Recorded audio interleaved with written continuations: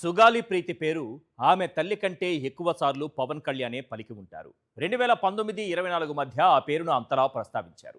సభల్లోనూ సమావేశాల్లోనూ పదే పదే ఆ కేసును ప్రస్తావించారు. జగన్ ప్రభుత్వంపై వీలైనంత వరకు బురద జల్లారు. తాను అధికారంలోకి వచ్చిన వెంటనే టేకప్ చేసే తొలి కేసు అదేనన్నారు. అందరూ నమ్మారు. ఆ సుగాలి ప్రీతి పేరుతో కొన్ని ఓట్లను తన ఖాతాలో వేసుకున్నారు. తీరా అధికారంలోకి వచ్చాక ఆ పేరునే మర్చిపోయారు. దీన్నే ఊసరవెల్లి రాజకీయం అంటారు.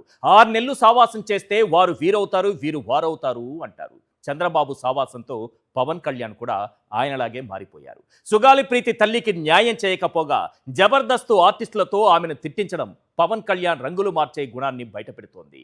అసలు సుగాలి ప్రీతి పేరును పవన్ కళ్యాణ్ తన రాజకీయ లబ్ధి కోసం ఎలా వాడుకున్నారు? చంద్రబాబు హయాంలో ఘటన జరిగినప్పుడు పవన్ ఎందుకు మౌనంగా ఉన్నారు? జగన్ హయాంలో ఊగిపోతూ ప్రసంగాలు చేసి ఇప్పుడెందుకు మళ్ళీ సైలెంట్ అయ్యారు? శవాలపై చిల్లరేరుకునే వారి కన్నా శవాలపై ఓట్లేరుకునే వారే మిన్నా. ఇదేమీ కొత్త సామెత కాదు.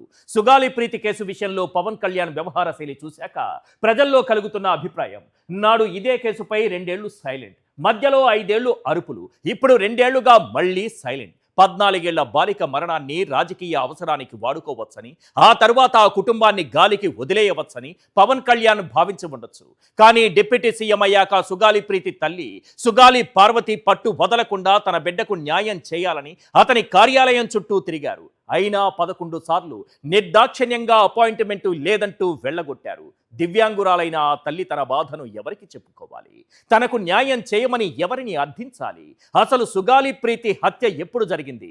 నాడు 2 ఏళ్ల పాటు చంద్రబాబు సర్కార్ ఈ కేసుపై ఎందుకు నిర్లక్ష్యం వహించింది? పవన్ కళ్యాణ్ నాడు ఎందుకు ఈ కేసుపై మౌనం వహించారు? జగన్ హయాంలోనే ఎందుకు గగ్గోలు పెట్టారు? సుగాలి ప్రీతి కుటుంబానికి కాస్తైనా న్యాయం జరిగిందంటే అది జగన్ వల్లే అని పవన్ కు తెలియదా? నేడు సుగాలి ప్రీతి తల్లిని ఎందుకు పూర్తిగా దూరం పెట్టారు? తన పార్టీ నేతలతో ఆమెపై ఎందుకు ఎదురుదాడి చేయిస్తున్నారు? వార్నింగులు ఇప్పిస్తున్నారు? డిఎన్ఏ తారుమారు అయిపోయిందని, తానేమీ చేయలేనని ఎందుకు చేతులెత్తేస్తున్నారు? ఎందుకంటే ఇదంతా కేవలం రాజకీయ లబ్ధి కోసం చేసింది మాత్రమే కాబట్టి. నిజానికి సుగాలి ప్రీతి హత్య జరిగింది 2017 ఆగస్టు 19. కేసు రిజిస్టర్ అయింది 2017 ఆగస్టు 19. అనుమానితులను అరెస్టు చేసింది 2017 సెప్టెంబర్ 18.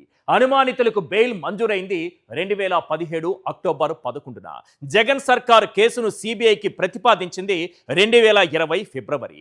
ఈ ఘటన జరిగినప్పుడు మాట్లాడితే నాటి చంద్రబాబు ప్రభుత్వానికి డ్యామేజ్ అవుతుంది. అందుకే పవన్ సైలెంట్ అయ్యారు. జగన్ హయాంలో మాట్లాడితే చంద్రబాబుకు ప్లస్ అవుతుంది. అందుకే ఆవేశంతో అటు ఇటు ఊగిపోయారు. ఇప్పుడు కూటమి ప్రభుత్వమే అధికారంలో ఉంది కాబట్టి ఆ ఇష్యూని ఎత్తుకుంటే చంద్రబాబుకే డ్యామేజ్ అవుతుంది కాబట్టి మళ్ళీ మౌనమునిగా మారిపోయారు. అందుకే ఆయన్ను రంగుల మారి అనేది. నిజానికి సుగాలి ప్రీతి కుటుంబానికి ఎంతో కొంత న్యాయం జరిగిందంటే అది జగన్ హయాంలోనే. వైఎస్ జగన్ ముఖ్యమంత్రిగా ఉన్న సమయంలో ఈ కేసును సిబిఐ విచారణకు అప్పగిస్తూ జీవో జారీ చేశారు. అలాగే వారి కుటుంబానికి కర్నూలు నగరంలో 5 సెంట్ల ఇంటి స్థలం, 5 ఎకరాల వ్యవసాయ భూమి, ప్రీతి తండ్రి రాజు నాయక్కు ప్రభుత్వ ఉద్యోగం కల్పించారు. కానీ కూటమి సర్కారు అధికారంలోకి రాగానే సిబిఐ విచారణ అటకెక్కింది. ఇదేంటని ప్రశ్నించి న్యాయం చేయాలని డిమాండ్ చేస్తే జననేతల నుంచి ఎదురుదాడి మొదలైంది. ఇప్పుడు అదే న్యాయం కోసం జగన్ను కలిస్తే వెంటనే జబర్దస్త్ ఆర్టిస్టులను రంగంలోకి దింపి మళ్లీ ఆమెపై మాటల దాడి చేయిస్తున్నారు. సుగాలి ప్రీతి కేసును అడ్డుపెట్టుకుని పవన్ రాజకీయంగా ఎదిగారు. పెరటిలో కలుపు మొక్క పెరిగినంత తొందరగా తులసి మొక్క పెరగదు. వంచన చేసేవాడు ఎదిగినంత తొందరగా మంచివాడు ఎదగలేడు. ఫైనల్ గా సుగాలి ప్రీతి తల్లి తెలుసుకోవాల్సింది ఒక్కటే, మోసం చేసే వారిలో మానవత్వం, ద్రోహం చేసే వారిలో దైవత్వం, కుట్రలు చేసే వారిలో కారుణ్యం, వంచన చేసే వారిలో వ్యక్తిత్వం ఆశించడం అవివేకం తల్లి. ఇది మాత్రం గన్ షాట్.